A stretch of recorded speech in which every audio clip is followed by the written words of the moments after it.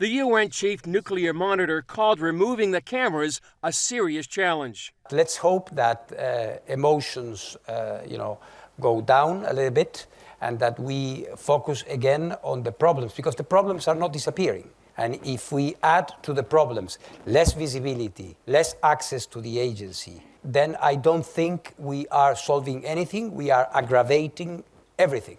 Even before the cameras were turned off, 30 nations voted to censure Iran after the agency discovered nuclear activities at 3 undeclared sites. Israeli Prime Minister Naftali Bennett praised the response. We see in this decision, on the one hand, the lies and hypocrisy of Iran in the nuclear context and in general. And on the other hand, we see here the correct standing of the countries of the world in distinguishing between good and evil when they say clearly Iran is concealing things. Bennett's statement came just before meeting with the UAE's Crown Prince, where Iran likely topped their agenda. In the meantime, the IAEA says Iran plans to increase its uranium enrichment with more advanced centrifuges, approaching weapons-grade levels.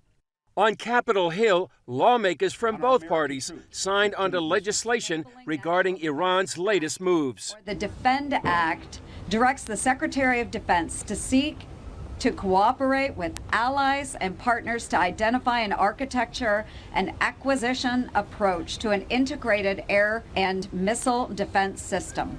Iran's growing missile and drone capabilities are seen as a regional threat. Many of our allies in the region have missile defense capabilities, whether it's Patriot systems or other things, in Israel with the Iron Dome system, but they aren't integrated. We need to bring those together, and it is U.S. leadership. As members of the Abraham Accords caucus, the sponsors believe the legislation builds on the agreements. The key to the Abraham Accords and this new relationship that was fostered through the last administration is really about recognizing between Arab and Jewish states that Iran is the common threat. The head of the IAEA says if this pace continues, it would be a matter of just a few weeks before Iran could get sufficient material needed for a nuclear weapon. Chris Mitchell, CBN News, Jerusalem.